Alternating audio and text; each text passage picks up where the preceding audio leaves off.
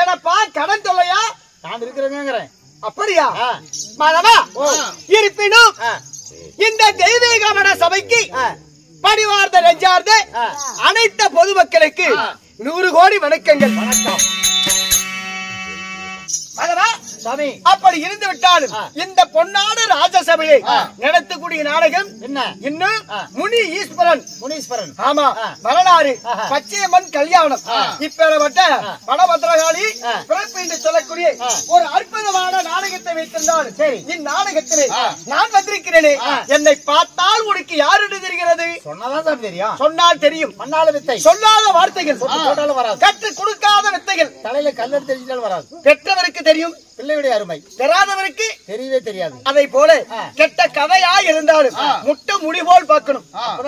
சாராம்சம் புரியும். அப்பொழுதுதான் கதையினுடைய அர்த்தங்கள் புரியும்.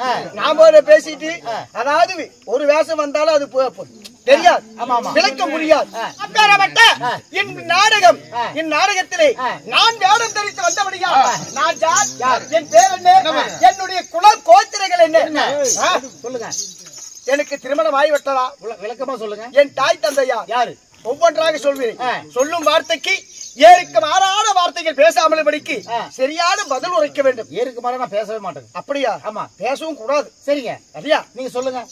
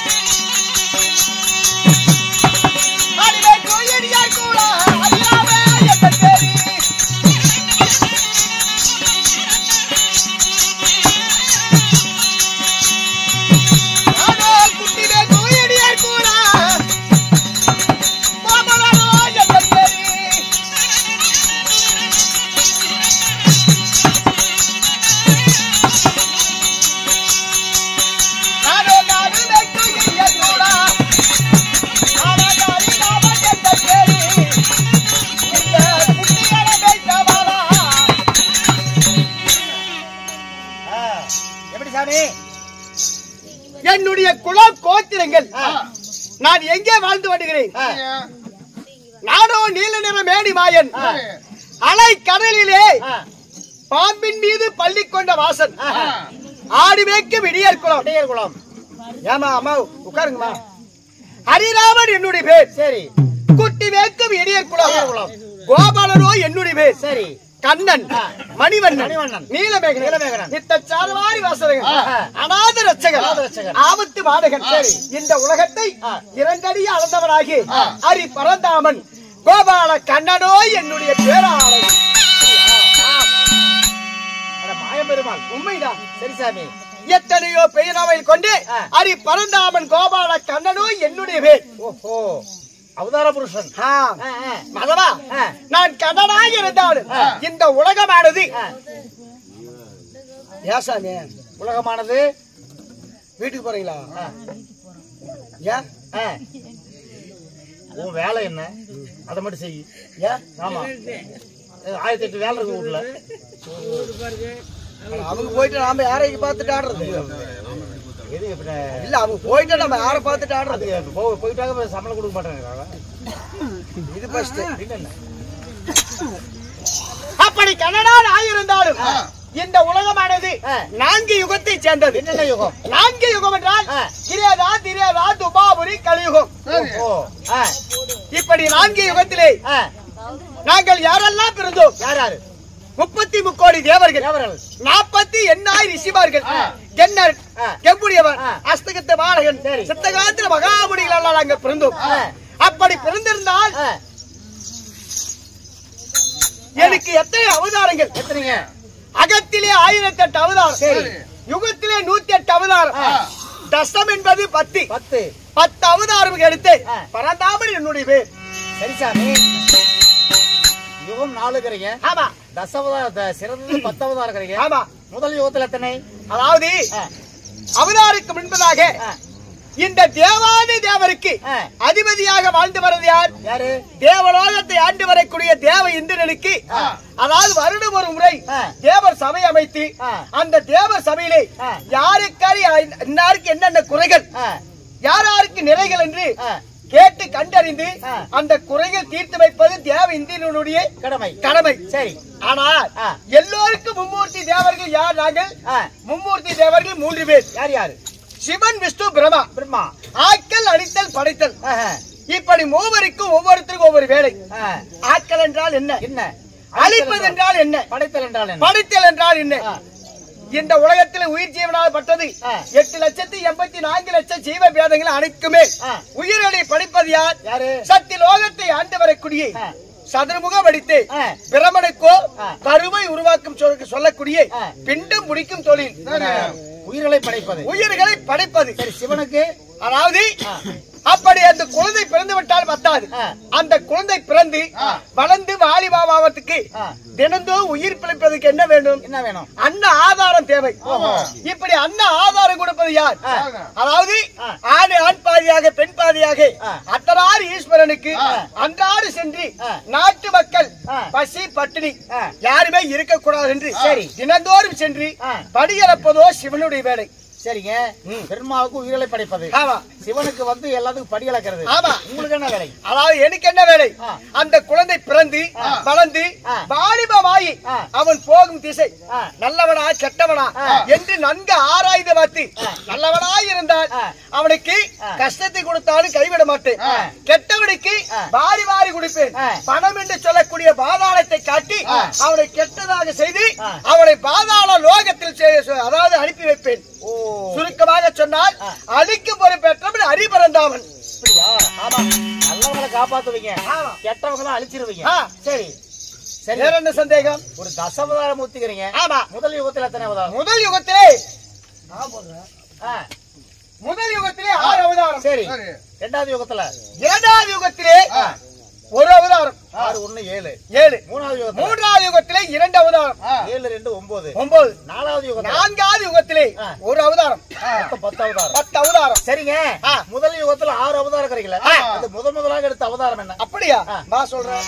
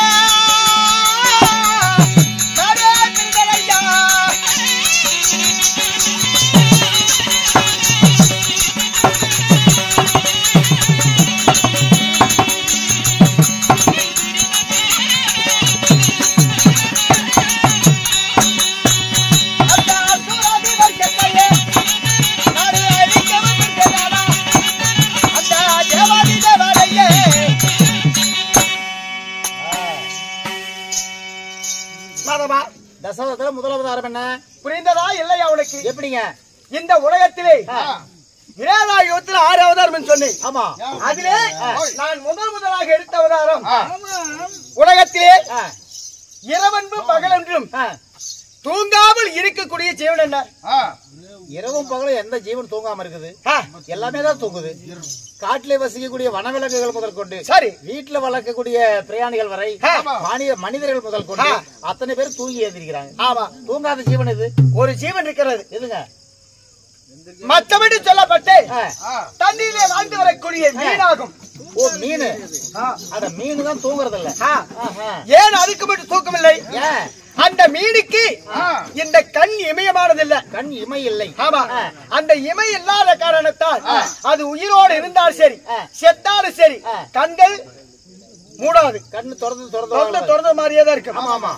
ஏன் இந்த மச்சமென்று சொல்லக்கூடிய மீனாக அவதாரம் எடுக்க வேண்டும்? அரக்கரை குலத்திலே இரக்கமில்லாத பிறந்தவனாகி சோமதாசுரனானவன் ஒரு நாள் சத்தியலோகம் சென்று பிரமண இடத்திலே வரம் கேட்டான். என்ன வரம்? என்ன வரம்? சாகாத வரம் என்றார். சரி, சாகாத வரம் என்றால் எந்த ஒரு ஜீவராசியும் சரி மனிதனாக சரி எந்த ஒரு ஜீவனுக்கும் சாகாத வரம் கொடுக்க முடியாது. பிறப்பொன்று இருந்தால் இறப்பொன்று இருக்கு. ஆமா, பிறப்பொன்று இருந்தால் இறப்பொன்று இருக்கிறது. யாருக்குமே சாகாத வரம் கொடுக்க முடியாது. சரி, சோமுகா மற்றொரு வரம் எதுவா இருந்தால் வேற வர கேளு. அப்படி என்று அந்த சோமுகிட்ட சொல்ல சரி அவன் சிந்தித்து என்ன செய்தான்? சாகாத வரம் பெற வேண்டும் என்றால் எதே ஒரே ஒரு வழி. எப்படி? ஐயனே, மறுவரம் கொடுப்பதாக இருந்தால் இந்த உலகத்திலே இரவும் பகலும் எந்த ஒரு ஜீவன் அதாவது தூங்காமல் இருக்கிறதோ அதோடைய கையால் மட்டும் என் உயிர் போக வேண்டும், அப்பேற்பட்ட வரத்தை கொடுங்கள் அப்படின்னு கேட்க அந்த வார்த்தைக்கு மறு வார்த்தை இல்லாமல் படிக்கு பிரமதேவன் வரத்தை கொடுத்தான். சோமகாசுரன் கேட்ட வரத்தை. ஆமா. சரி, அப்படி வரத்தை வாங்கிய உடனே அவனுடைய எண்ணங்கள் புத்தி மாறிவிட்டது. எப்படி என்றால் நம்மளை போல அசுராதி வர்க்கத்தை எல்லாம் இந்த தேவரெல்லாம் ஒன்று சேர்ந்து படைப்பது, அவர் வேலை முடிந்த உடனே நம்மளே அழிப்பது, அழிக்கிறது, இப்படியே தினந்தோறும் செய்கிறார்களே. இனிமேல் வடிக்கு நமக்கு அழிவு என்பதே இருக்கக்கூடாது அப்படின்னு ஒரு முடிவெடுத்து என்ன செய்தார்? 4 வேதங்களை வைத்துதான் பிரமதேவன் உயிர்களை படைக்கிறார். அந்த வேதங்களில் என்றால் உயிரை படைக்க முடியாது அப்படின்னு நினைத்து அந்த பிரமனுடைய கையால் இருக்கக்கூடிய 4 வேதங்களை திருடி சென்று கருங்கடலுக்குள்ளாக சென்று ஒளிந்து விட்டார். யாரு? சோமகாசுரன். ஆமா. சரி,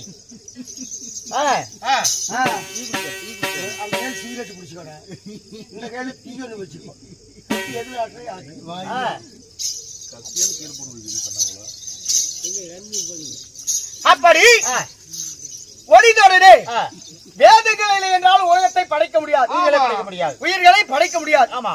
அதனால என்ன செய்தார்? அந்த பிரமணானவன் என்னை நினைத்தான், சாமி அப்பா தவறு செய்ய நடந்து விட்டது, அந்த வேதங்கள் எல்லாபடி படிக்கு உயிர் ஜீவனை பட்டது படைக்க முடியாது, இதுக்கு என்ன நான் வழி அப்படி என்று என்ன எடுத்து முறையிட்டான். அவன் எப்படி வரமாகணும்? அவனுடைய வழியில் சென்றால் மட்டுமே அவனை கொல்ல முடியும். அப்படி என்று அவன் இரவும் பகலும் தூங்காமல் இந்த வரத்தை பெற்றவராக நினைத்து நான் மீனாக அவதாரம் எடுத்து அந்த மறைந்து இருக்கக்கூடிய சோமனை தேடி சென்று அவனை மடித்து 4 வேதங்களை பெற்று பிரமனுடைய கையால் ஒப்படைத்தேன். முதலாவது என்ன அவதாரம்? யாரை கொண்டேன்? கூர்மம். கூர்மம் என்றால் என்ன? அந்த கூர்மமாக எதுக்காக அவதாரம் அளித்தேன்?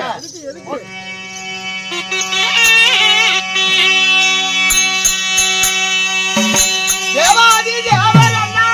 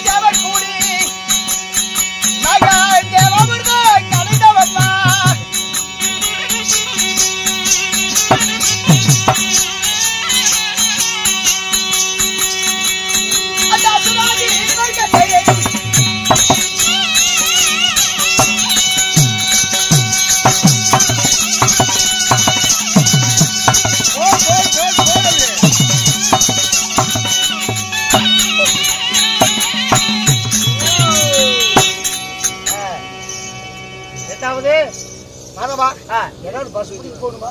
இதுக்கு இல்ல இரண்டாவது அவதாரம். இரண்டாவது கூர்மவிட சொல்லப்பட்டு நான் ஆமையாக அவதாரம் அளித்தேன். இரண்டாவது சரி. எதுக்காக? அன்றொரு தினத்திலே தேவாதி தேவரெல்லாம் ஒருபுறமாக, அசுராதி வர்க்கமெல்லாம் மறுபுறமாக என்று தேவ அமிர்தம் கிடைக்கும். சரி. அந்த தேவ அமிர்தம் எதுக்காக கிடைக்கும்? அதாவது தேவ அமிர்தத்தை சாப்பிட்டால் அழிவு என்பதே கிடையாது. அழிவு கிடையாது. ஆமா, ஆயுள் நீடிக்கும். சரி. எந்த வயதிலே நீ தேவ அமிர்தம் சாப்பிடுறாயோ அந்த வயதில் என்றும் அறியாத வயதாக இருக்கும். அந்த தேவ அமிர்தத்தை எதை வைத்து கிடைக்கும்? மந்திரகிரி மலை என்று சொல்லக்கூடிய பெரிய மலையை ஒரு மத்தாக நிறுத்தினோம். சரி. ஆதிசேஷன் பாம்பை வடை கயிறாக வைத்து திருப்பார் கடலிலே தயிர் பாண்டமாக வைத்து தேவ அமிர்தம் கிடைத்தோம். யார் யார்? யாரு? வால் பக்கமாக தேவர்கள் என்றோம், தலை பக்கமாக அசுராதி வர்க்கம் நின்றார்கள். சரி. அப்படி நீண்ட நேரமாக தேவ அமிர்தம் கிடைத்தோம். அப்படி கடைய கடையே ஒரு மனிதனானவன் ஒரு சுமையை எவ்வளவு நேரம் தான் தாங்க முடியும்? சுமக்கலாம். முடிந்த அளவுக்கு ஏதாவது ஒரு மனிதனால தாங்க முடியும். முடியலன்னு என்ன செய்யும்? அந்த சுமையை கீழே இறக்கி வச்சிருவாங்க. அதை போல இந்த ஆதிசேஷன் பாம்புக்கு உடலிலே வலி அதே ஏற்பட்டது. கடைய கடைய உடலெல்லாம் அதிகமாக வலி ஏற்பட்டது. அப்படி வலியாற்ற உடனே அந்த மந்திரகிரி மலையானது அப்படியே ஒரு புறமாக சாய்ந்தது. சரி. அப்படி சாய்ந்த உடனே தேவரெல்லாம் நினைத்தார்கள், என்னடா அம்மா போச்சு, தேவ அமிர்தம் இன்னைக்கு கடைய முடியாது போல் தெரிகிறது, இதுக்கு என்னதான் வழி? அப்படி என்று அனைத்து தேவரும் ஒன்று சேர்ந்து என்னை நினைத்தார்கள். சரி. அக்கடவை சென்று நான் என்ன செய்தேன்? இந்த தேவருடைய குறை தீர்ப்பதற்காக பெரிய கடல் ஆமையாக நான் உருவத்தை மாற்றினேன், அவதாரம் எடுத்தேன். ஏனென்றால் ஆமையாக ஏன் அவதாரம் எடுக்க வேண்டும்? அந்த ஆமை ஓட்டுக்கு பலம் அதிகம். ஆமா, கெட்டியா இருக்கும். இப்ப இந்த ரோட்ல போறதுன்னா இப்போ இந்த கார் போச்சுன்னா அந்த கார் மேல ஏறி போனாலும் மீண்டும் அந்த ஆமை சாவாது, மீண்டும் போகும். அந்த ஓடு அவ்வளவு கெட்டி. அதனால அந்த சாய்ந்து இருக்கக்கூடிய அந்த மந்திரகிரி மலையை ஆழமாக கடலுக்குள்ளாக சென்று என் ஓட்டின் வடிவமாக நேராக நிறுத்தி வைத்து தேவ அமிர்தம் கடைவதற்காக நான் பக்கமளவாக இருந்தேன். இது கூர்மம். மூன்றாவது வராகம். வராகம் என்றால் பன்றி என்று சொல்வார்கள். ஓஹோ, பண்ணி பீத்திங்க. ஆமா, பன்றி பீத்திங்கப்பா. ஏன்? இந்த மும்மூர்த்தி தேவர்கள் 3 பேர், சிவன், விஷ்ணு, பிரம்மா. இந்த மூவருக்கு அன்றாடு என்ன வேலை? தினந்தோறும் இந்த மாயவனும் பிரம்மதேவன் கைலிங்கிரி சென்று அந்த சிவனுடைய பாதத்தை படைவது தினந்தோறும் வேலை. ஏன்னா முதல் கடவுளுடைய பாதத்தை படைவது வணக்கம். அதனாலே இப்படி தினந்தோறும் செய்து கொண்டிருந்தோம். ஒரு நாள் இருக்க என்ன நடந்தது? தான் என்று கருவம். ஒரு சிரம் இருந்தாலே ஒரு தலை இருக்கிறவனுக்கு எத்தனையோ கருவு இருக்குது. பிரமனுக்கு 4 சிரம். அந்த 4 தலை வச்சு 4 தலைக்கு எத்தனை கருவு இருக்கும்? அதனால அவன் என்ன நினைச்சான்னா, தினந்தோறும் மும்மூர்த்தி தேவர்கள் 3 பேர் தினந்தோறும் அந்த சிவனுடைய பாதத்தை நாம் போய் பணியுமே, நாமளும் அதுல ஒரு தெய்வம் தானே, ஏன் அந்த சிவன் வந்து நம்முடைய பாதத்தை பணிய கூடாது? அப்படின்னு அதாவது தான் என்று கருவத்தோடு சத்திய லோகத்திலே தாமரையிலே அமர்ந்து இருந்துட்டான். ஆமா, நானும் நீண்ட நேரமா பார்த்தேன். என்னடா ஆச்சரியமா இருக்குது, மகனாய பிரம்மன் இன்னும் காணவே, சிவனுடைய பாதத்தை பணிய வேண்டுமே அப்படின்னு நீண்ட நேரம் பார்த்து விட்டு காணா என்று சொல்லி சத்தியலோகம் சென்றேன். அப்படி சத்தியலோகம் போகும்போது சத்தியலோகம் அவன் அமர்ந்திருந்தான். பிரம்மனை கூப்பிட்டு கேட்டேன், பிரம்மா அன்றாடு என்ன வேலை? சிவனுடைய பாதத்தை படிவது. இன்று தினத்தில் ஏன் இவ்வளவு தாமதமாக இருக்கிறாய், ஏன் வல்லை அப்படின்னு கேட்கறதுக்கு அவன் சொன்னான், அப்பா மும்மூர்த்தி தேவர்ல 3 பேர், ஏன் இந்த சிவன் வந்து ஒரு நாள் பார்த்து படிக்க கூடாதா? எல்லா உயிரையும் படிக்கிறது நானு, ஏன் பாதத்துல வந்து உயிர்களை படைப்பது நான், அப்பேறப்பட்ட என்னுடைய பிரம்மனுடைய பாதத்தை வந்து படிக்க கூடாதா அப்படின்னு என்னிடத்துல சொல்றான். சரி, பிரம்மனுக்கு கருவ தலைக்கு ஏறிவிட்டது, இவனுடைய வழியில் சென்றால் இவனுடைய கருவத்தை அடக்க வேண்டும். அப்படி சொல்லி அவனுடைய வழியிலே நீ உலகத்திலே முதல் தெய்வம் யாருன்னு தான் தெரியணும். சரி, ஒரு பந்தயம் வைக்கிற, அதாவது சிவனுடைய ஜடாபாரத்தை, அதாவது கால் பாதத்தையும் ஜடாபாரத்தில் ஒரே நேரத்தில் எவன் பார்க்கிறானோ அவன் தான் உலகத்தில் முதல் கடவுள். அடிய முடிய யார் பார்க்கறாங்களோ அவதான் முதல் கடவுள். இந்த அடியும் இந்த முடியும் ஒரே நேரத்தில் யார் பார்க்கிறானோ அவன் தான் மும்மூர்த்தி தேவன் முதல் கடவுள். சரி, அப்படி என்று இருவரும் ஒப்புக் கொண்டு கைலிங்கிரி சென்றோம் சிவனுடைய ஜடாபாரத்தை பார்க்கறதுக்கு. ஜடாபாரத்தை பார்ப்பதற்காக எங்க அதாவது பிரமன் என்ன செஞ்சா, பக்கத்தில் அருகில் இருந்து தவத்தில் அமர்ந்திருந்தார். யார்? சிவபெருமான். பக்கத்தில் சென்று ஜடாபாரத்தை பார்க்கலாம்னு எட்டி பார்க்கிறது. சரி, அப்படி பார்க்கும் நேரத்தில் அந்த சிவனால வளர்ந்து கொண்டார்.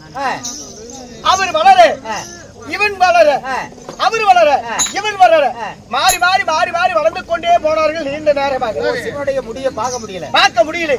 அண்டத்துக்கு ஆயாயத்தை சுயரம் எடுத்து விட்டார். அப்படி போகும் நேரத்தில் அக்கினியால சுட்டரித்தது. சரி, யாருக்கு?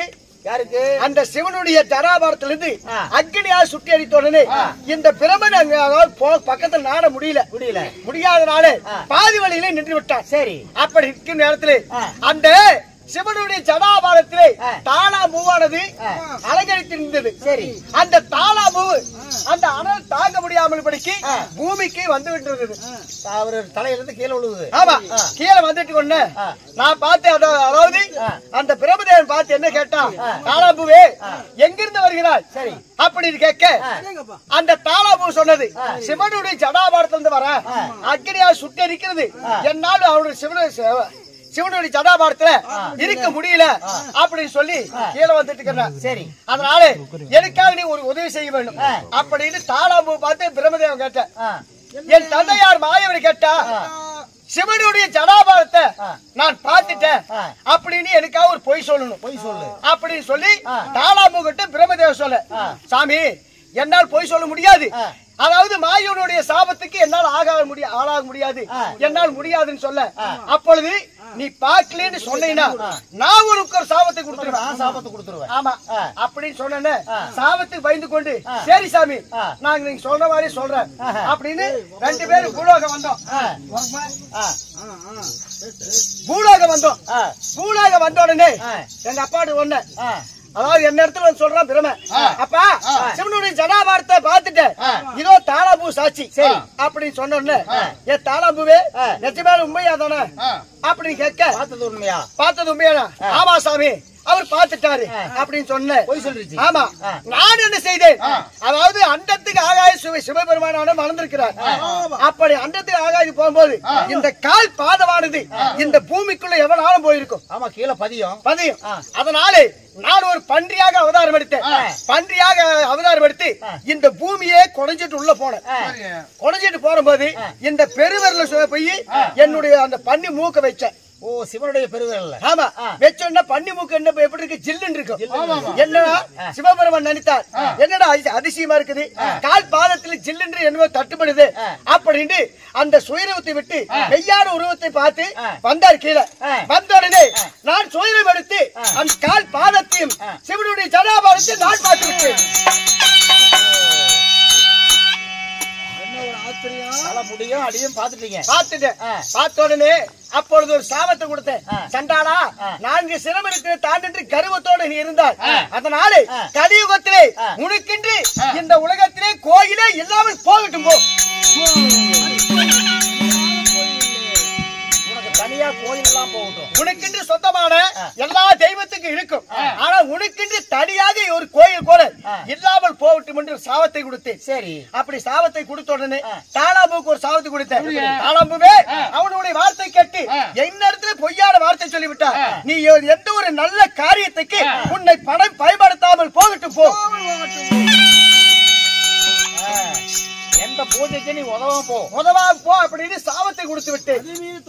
அதனாலதான் தாளாம்பூ வந்து எந்த பூஜைக்கு வச்சு கூப்பிடுறதில்ல. ஆமா, இதுதான் எத்தனாவது அவதாரம்? இது மூன்றாவது. 4வது இரண்டையும் எண்ணெயாச்சதை கொள்வதற்காக நரசிம்ம அவதாரம். சரி, அஞ்சாவது. ஐந்தாவது மாவலி சக்கரவர்த்தியை மடப்பதற்காக நான் குள்ள செல்ல, அதாவது சின்னஞ்சிறு குள்ள பிராமணரை அவதரித்து அவனுடைய மதத்தை அடக்கினேன். ஐந்தாவது. ஆறாவது இந்த உலகத்தோர் கும்பலக்கூடிய பொதுவான தெய்வம் ஆதி பராசக்தி என்று சொல்லப்பட்டு இன்னும் மாரியம்மனை பிறக்க வைப்பதற்காக ஜபதித்தி முனிவருக்கும் ரேணுகா தேவிக்கும் நான் பரசுராமனாக பிறந்து அந்த அவதாரத்திலே காளியம்மனை மாரியம்மனை நான் பிறக்க வைத்தேன். ஆறாவது அவதாரம். இந்த முதல் யுகத்துல இந்த 6 அவதாரம் முடிஞ்சது. ஆமா. இரண்டாவது யுகத்திலே ஒரே ஒரு அவதாரம் சொன்னேனே, ராம அவதாரம். ராம அவதாரம் எடுத்து அதாவது 10 தலை 20 கரமடித்த ராவணன் கும்பகரை மடித்து அந்த யுகத்தை முடித்தேன். அப்ப எட்டாவது கண்ணனுக்கு அண்ணனாக பலராமன் அவதாரம் 8. ஒன்பதாவது தான் இந்த கண்ணன் அவதாரம். அப்படியா? சரி, இந்த அவதாரத்துல தாய் தகப்பன் அருமையான ஒரு கோயில். வடமதுரை ஆண்டு வரக்கூடிய என் தந்தையாரும் வசுதேவன், என் தாயாரும் தேவகி ரோகிணி. வசுதேவனுக்கும் தேவி ரோகிணிக்கும் நான் 8வது குழந்தையாக பாதாள சிறையிலே நான் பூத்தவனாகிய சின்ன கண்ணனாக நான் பிறந்தேன். தாயோட தான் பிறந்த கஞ்சன் கம்சகராஜனை மடிப்பதற்காக நான் இந்த வடமதுரை பிறந்து வளர்ந்த இடம் எங்கே? ஆயர்பாடியிலே. ஆயாபாடி அவ்வளவு பெருசா? ரொம்ப பெருசு. ஆயாபாடியில வளர்ந்துக்கிறீங்க? அறிவு கட்டவனே. பிறந்தது வடமதுரை, வாழ்ந்து வந்த இடம் ஆயர்பாடி. ஆயர்பாடி. ஆமா. ஆயர்பாடியிலே நந்த கோணாருக்கும் யசோதி அம்மனுக்கு வளர்ப்ப மகனாக வளர்ந்து 5 வயது ஆனவுடனே என் தாயோட தாய் மாமனை கஞ்சன் கம்சகராஜனை மடித்து பாதாள சிறையில் இருக்கக்கூடிய என் தாய் தந்தை மூவருக்கும் விடுதலை பெற்றுக் கொடுத்தேன்.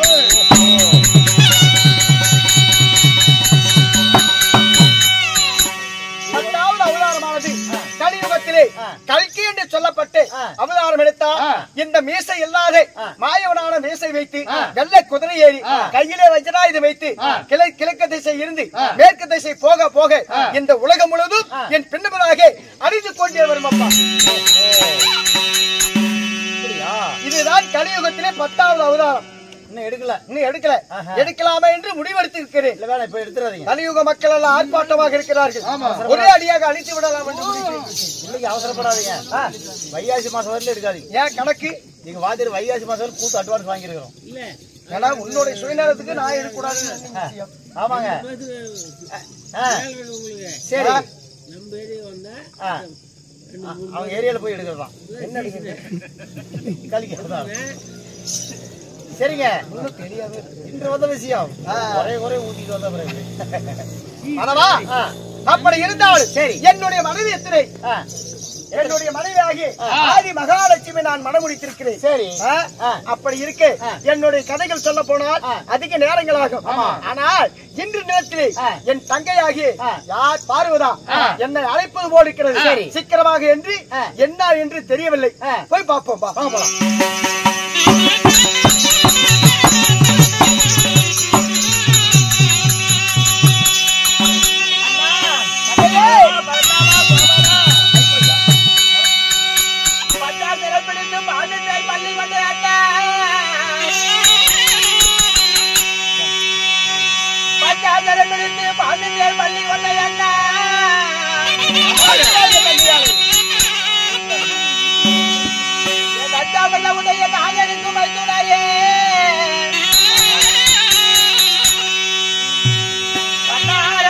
வாழ வைப்பாய் என் வைகுண்ட வாசா.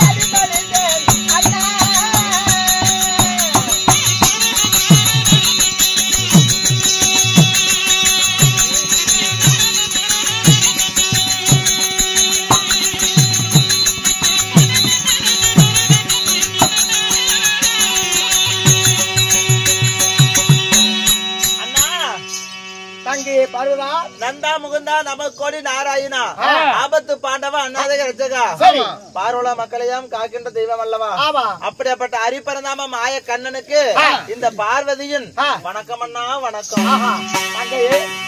என்னுடைய பாதத்தை வடிகவையா இந்த பூ உலகிலே நீ நலமாக வாழ்ந்திருப்பாய் என்று உன் அண்ணா மாயவனை வாழ்த்துகிறேன் அம்மா. ஏனம்மா அண்ணா உங்களுடைய பாதத்தை படிச்சு ஆசீர்வாதம் கொடுத்தீங்க, நல்லா இருங்க மகிழ்ச்சியா இருக்கு எந்த ஒரு குறையில்லாமல். ஆனா நீங்கள் கொடுத்த ஆசீர்வாதமா எங்கன்னா எனக்கு பலிக்குது. என்னம்மா நாள் ஒண்ணு வருது, நாளோட ஒரு எனக்கு பிரச்சனை ஒண்ணு வருது. பிரச்சனையா? ஆமா. எதனால் பிரச்சனை ஒன்றுமே புரியவில்லையே. எந்த ஒரு விஷயத்தை தெளிவாக சொன்னால்தான் என்னால் முடிந்த அளவுக்கு உனக்கு ஒரு உதவி செய்ய முடியும். எல்லாத்துக்கும் உங்க மச்சனம் தான் காரணம். மச்சன்னா? ஆமா. ஆமா. சரி, நீ விட்டு தந்தன் தருமையா இருக்கிறியே, என்னை தேடி வருகிற என் மச்சனுக்கு போயிட்டா அப்படி அந்தாள் எங்க? அவருதான் எல்லாத்துக்கும் காரணம். படியாளுக்கு போய் விட்டா இல்ல, அது நான் தான் அழுதுட்டு வந்தேன். ஏமா நீ எதுக்காக உன்னுடைய நாட்டிலே எது வீட்டு வேலைகள் செய்து விடு, உன்னுடைய வேலை. அன்றாடு சென்று நாட்டு மக்கள் குறையில்லாமல் இருக்க வேண்டும், பசி பட்டினியாக இருக்கக்கூடாது என்று தினந்தோறும் சென்று என்னுடைய மைத்தனாக சிவனும் படியளப்பது அவருடைய வேலை. அதை விட்டு விட்டு நான் சென்று இன்னைக்கு படி இறக்குங்கிறியே, அவர் எங்க போனாரு? காரணம் சொல்லு. அதுக்கெல்லாம் காரணம் அனுபவம் சொல்லு. ஏன் இப்படி இருக்குன்னு தெரியுமா? என்னாச்சு? அண்ணா மாயவா ஐயா நான் என்னவென்று சொல்வேன் அண்ணா?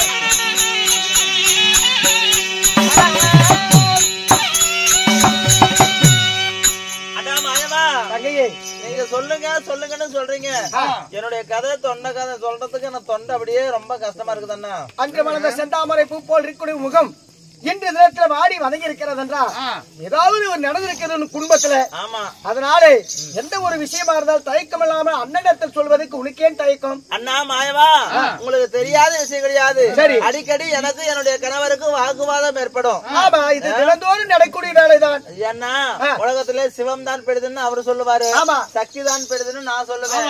அப்படி இருக்க ஒவ்வொரு நாளும் வாக்குவாதம் வந்து கடைசியில சண்டையில படிச்சு அவர் எனக்கு சாபம் கொடுத்துருவாரு. ஆமாமா. இன்னொன்று, சக்தி இல்லை என்றால் சிவன் இல்லை, சிவன் இல்லை என்றால் சக்தி இல்லை.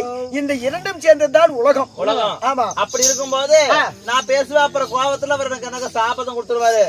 சண்டால பாவி கட்டிய கணவன் கூட என்று பாராமல் இப்படி பேசிட்டு இனிமேல் நான் உனக்கு சேர்ந்து வாழ மாட்டேன் அப்படின்னு சொல்லி ஓராண்டு காலம் பூலோகத்துல சக்கா தேவியாகவும் பொம்மக்காவாகவும் பகவதி அம்மனாவும் எல்லப்பெட்டாரியாவும் ஓங்காளியாவும் திரிசூடியாவும் போ அப்படின்னு சாபத்தை கொடுத்துருவாரு. இப்படி சாபத்தை கொடுத்தனால்தான் கலியுகத்தில் எத்தனையோ தெய்வம் முன்னால் உற்பத்தி ஆகிருக்கு. ஆமா. அது மாதிரி நான் வந்து பூலோகத்துல பிறந்து ஓராண்டு காலம் கழிச்சு மறுபடியும் நானு வந்து சேர்ந்துருவேன். சரி. இதே மாதிரி நடந்துச்சு.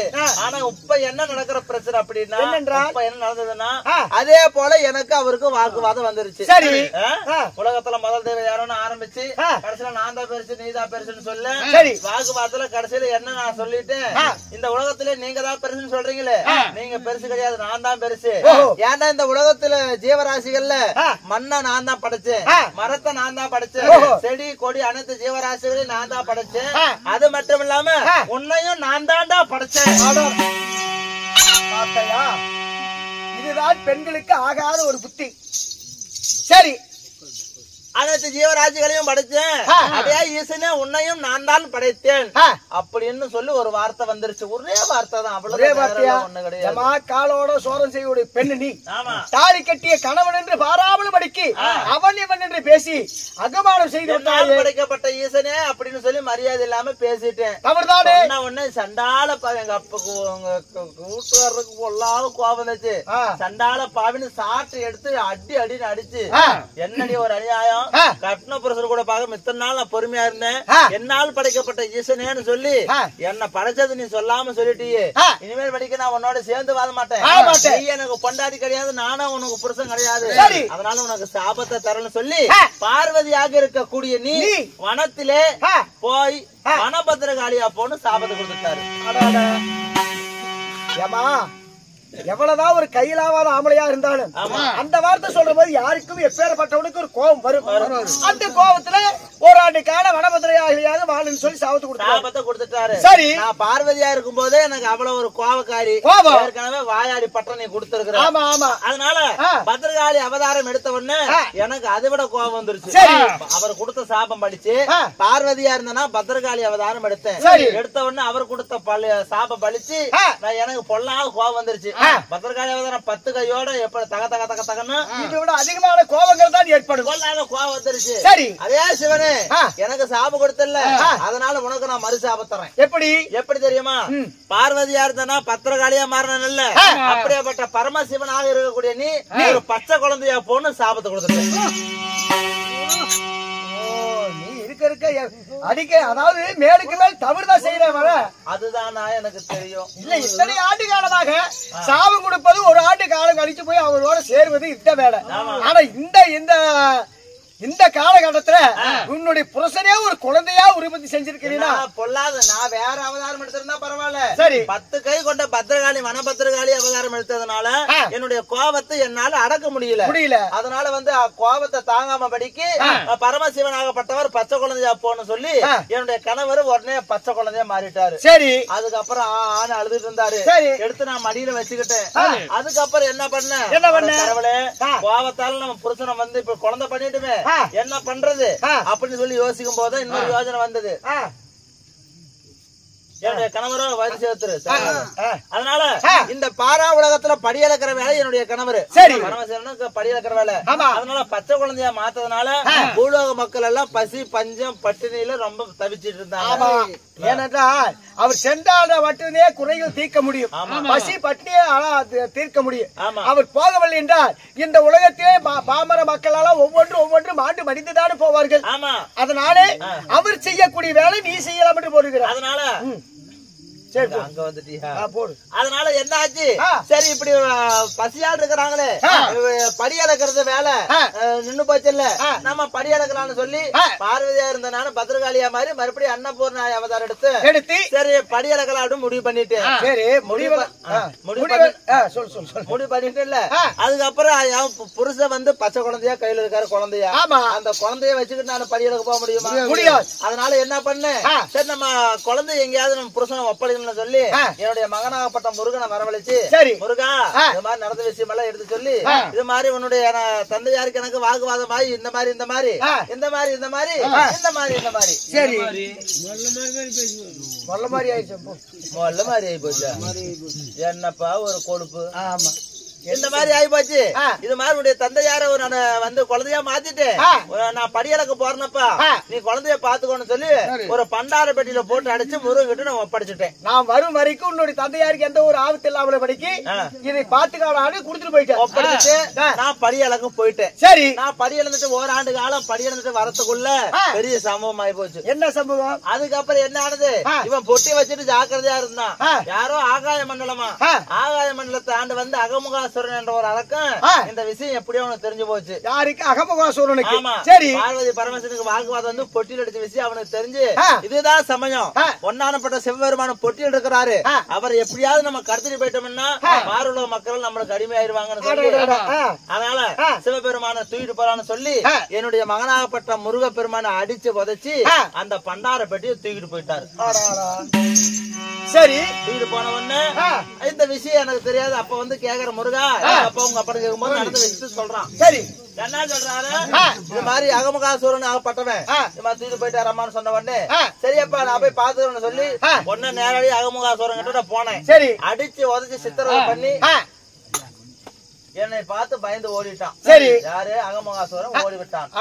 அதனால அந்த பண்டார பெட்டி மீட்டுட்டு நான் வந்துட்டேன். இப்ப என்ன விஷயம் அப்படின்னா, இப்ப நான் சீட்டை வச்சுக்கிட்டு இப்ப என்ன பண்ண போறேன்னா என் கணவர் ஏற்கனவே பொல்லாத கோபக்காரர். படுக்கு எடுத்து நீட்டு போடுவாரு, சாட்டை எடுத்து அடிச்சு போடுவாரு. இந்த விஷயம் எல்லாம் பொட்டியோட இருந்துகிட்டு அவர் பாத்துட்டே இருக்கிறாரு. சரி, என்ன அவரை சாப கொடுத்து குழந்தையா மாத்தி பொட்டியில அடிச்சதுன்னு தெரியும், முதல் தவறு. அது இல்லாம இந்த முருகன் கிட்ட ஒப்படைச்சது ரெண்டாவது குத்தம். அது மட்டும் இல்லாம அந்த பண்டார பெட்டி அந்த சோரம் எடுத்துட்டு போய் என்ன பண்ணிருக்கிறான், அதே கால் பந்து மாதிரி போட்டு கால்ல எட்டு உதைக்கிறது, கையில தூக்கி போட்டு விளையாடுறது, ஒரு பந்து போல் நினைச்சு பந்து மாதிரி தூக்கி போட்டு விளையாடுறான். சரி, இது எல்லாம் குழந்தையா இருந்துகிட்டு அவர் பாத்துக்கிட்டே தான் இருக்கிறாரு.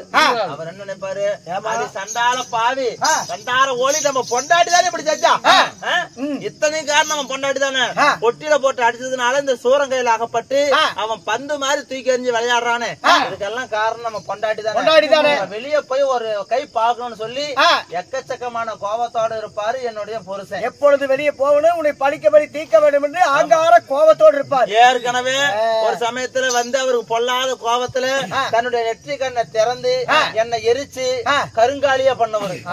என்ன எரிச்சு கருங்காலியா பண்ணவர் என் புருஷன். அதனால மறுபடியும் வந்து எரிச்சு என்ன சாம்பல் பண்ணாலும் பண்ணிவிடுவாரு. சரி, அவருடைய கோபத்தை என்னால தணிக்க முடியாது, சாந்தப்படுத்த முடியாது. அவருடைய கோபத்தை தணிக்கிற சக்தி உங்ககிட்ட மட்டும்தான் இருக்குது. எங்கிட்டியா ஏமா தவறு செய்து நீ தண்டனை அனுபவிப்பது நீதான். ஏன்னா உலகத்திலே பிறந்த பெண்களிலே எந்த பொம்பளையும் செய்யாத ஒரு காரியத்தை நீ செஞ்சிருக்கிறீன்னா அந்த தவறு செய்ததுக்கு தண்டனை நீதான் அனுபவிக்கணும். அதனால எப்படியாவது என்னுடைய கணவர் கோபத்தணிக்கிற சக்தி உங்ககிட்ட தான் இருக்குது. சரி, நான் பண்டார பெட்டியை கொண்டு வர்றேன். பண்டார பெட்டியை நான் கொண்டு வர்றேன். என்னுடைய புருஷனை வந்து அந்த பண்டார பெட்டில இருந்து வெளியே கொண்டு வந்து எடுத்து மறுபடியும் என்னையும் புருஷனையும் சேர்த்து வைங்க. இதை விட்டா எனக்கு உங்களை விட்டா வேற கதையே இல்லன்னா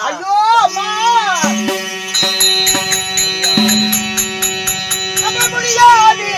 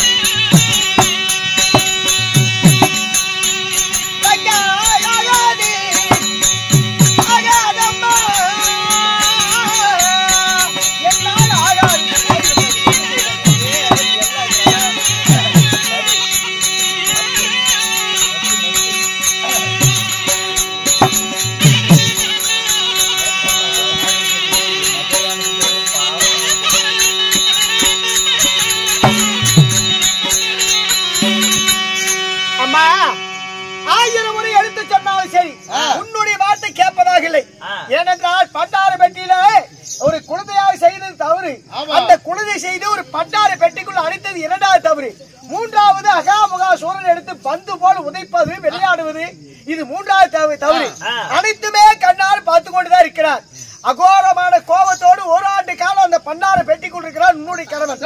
அதனால இந்த தினத்திலே யாரு அதாவது அவருக்கு வெளியே அதாவது பண்டார பெட்டி திறந்து அவர் வெளியே வந்தோடனே யார் யார் முதலில் அவருடைய கண்களுக்கு அகப்படுகிறார்களோ அவருடைய உயிர் வீணாக போய்விடும்.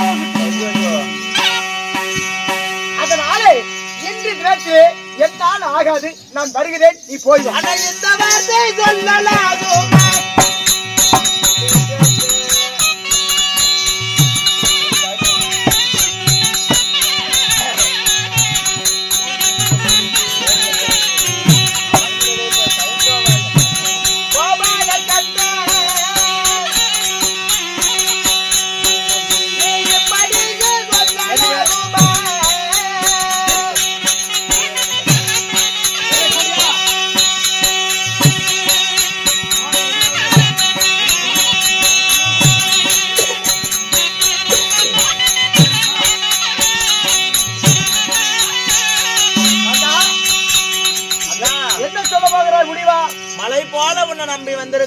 மங்க உன்னை விட்டா எனக்கு யாரு கதியா இருக்கிறான். ஓஹோ, அதாவது பெற்ற தாய் தந்தை இருக்கிற வரைக்கும் தான் அம்மா அப்பா. தாய் தந்தை இல்லன்னா கூட பிறப்பதான் எல்லாமே. அதனால உன்னதான் மலையாட்டு நம்பி வந்திருக்கிறேன். அறிந்ததுக்கும் அறியாதுக்கும் தெரிந்ததுக்கும் அதுதான் அறிந்ததுக்கும் அறியாதுக்கும் தெரிந்ததுக்கும் தெரியாதுக்கும் அண்ணனாகிய மாயவன் இருக்கும் போது உனக்கேன் மனக்கவலைங்கிறியா? முடியாது ஆகாதுன்னு சொல்றீங்க. எனக்கு பகீர் போச்சு. அந்த போல தவறு செய்திருக்கிறா, எதை கண்டா எனக்கே பயமா இருக்கிறது. சரி, இதுக்கு ஒரே ஒரு வழி. ஆனால் என்னால் முடியாது, உன்னால் மட்டுமே முடியும். உன்னால முடியாது என்னால முடியும்னா எப்படி புரியலையே? அதாவது உன்னுடைய கணவனுக்கு மீண்டும் உயிர் கொடுக்க வேண்டும் என்றால் இதுக்கு ஒரே ஒரு வழி. அக்கினி தீகுண்டமான போட வேண்டும். அந்த அக்கினி குண்டத்திலே உன்னுடைய மனைவி, அதாவது கணவனுடைய பண்டார பெட்டியில் நடுவுல வைக்கணும். அப்படி வச்ச உடனே நீ என்ன செய்ய வேண்டும்? அவர் அதாவது அகாரமான கோபத்தோடு இருப்பார். அந்த கோபம் தனிய வேண்டும்னா ஒரு கோயிலே கட்டுறோம். அந்த கோயிலுக்குள்ள சாமி இருக்குது. இப்ப ஒரு கருப்பனா இருக்கிறாரு, முனியப்ப இருக்கிறாரு. அந்த கோபத்தோடு இருக்கக்கூடிய அந்த முனியப்பனுக்கு கருப்பனா இருக்கிற என்ன செய்வோம்? அதுக்கெல்லாம் காவு கொடுப்பாங்க. அந்த காவு கொடுத்தால் அந்த கோபம் தனியும். அதனால இன்று தினத்தில் நீ அந்த காரியத்தை நீ செய்யணும். ஓ, என்னுடைய கணவருடைய கோபத்தை தடுக்க காவு கொடுக்குமாறு ரத்த பலி கொடுக்கணுமா? அதுக்கு என்ன செய்ய வேண்டும்? உன்னுடைய சிறு விரல் இருக்குல்லவா, இந்த சிறு விரலை அறுத்து 5 சொட்டு ரத்தத்தை அந்த பண்டார பெட்டி மீது விட வேண்டும். என்ன? என் கையெழுத்து அந்த ரத்தத்தை அதுல ஒண்ணுமா? இது உங்களுக்கு அநியாயமா இருக்குதா? என்னுடைய ஒரு பொம்பளுடைய கையெழுத்து ஓடுறதுக்கு ஆனா நம்ம எல்லாம் ஒரு குடும்பம் தானே. உன்னுடைய ரத்தம் என்னுடைய ரத்தம் எல்லாம் ஒண்ணுதானே. நீ வாடா கண்ணு. பலராமண்ணா, இந்த 2 ரத்தம் தான் ஒண்ணு. பலராமண்ணா, பல்ராமன் இல்ல, வணக்கம். இந்த பரந்தாமனும் இருக்கிறார்கள். விஜய், இந்த பரந்தாமனும் இருக்கிறார். என் அண்ணன் பலராமனும் இருக்கிறார். நான் தங்கை பார்வதியும் இருக்கிறேன். அதனால நம்ம எல்லாம் ஒரு குடும்பம் தானே. என்னுடைய கையறுத்து ரத்தத்தை விட சொல்றாரு. என் ரத்தத்தை அவங்க ரத்தம் நம்ம ரத்தம் எல்லாம் ஒரு ரத்தம் தானே. நீங்க 2 பேரும் சும்மா தானே இருக்கிறீங்க. உங்க ரத்தம் 2 பேர் ரத்தத்தை ஊத்துறது. அவனை அழைத்து இந்த வாய் வார்த்தை பெறலாம் என்று ஒரு ஆசையா உனக்கு? சண்டாள பாவி, அவன் ஒரு சனி பகவான். ஒரு நல்ல மனுஷனை கூப்பிட்டா நல்ல மனுஷன் கேட்க சொன்னாங்களா? வீட்டுக்கு போலாம்.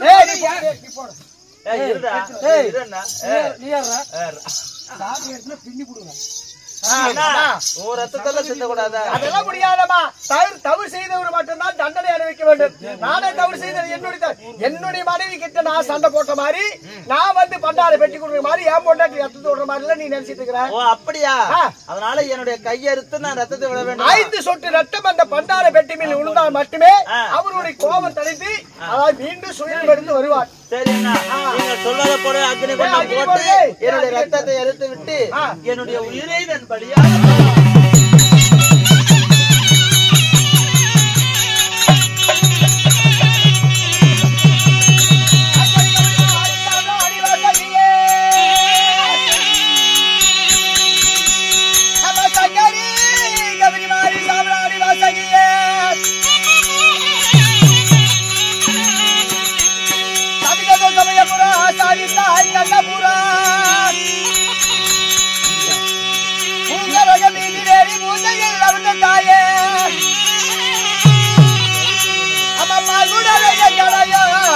ஆதரிக்க வேண்டும் என் தாயே.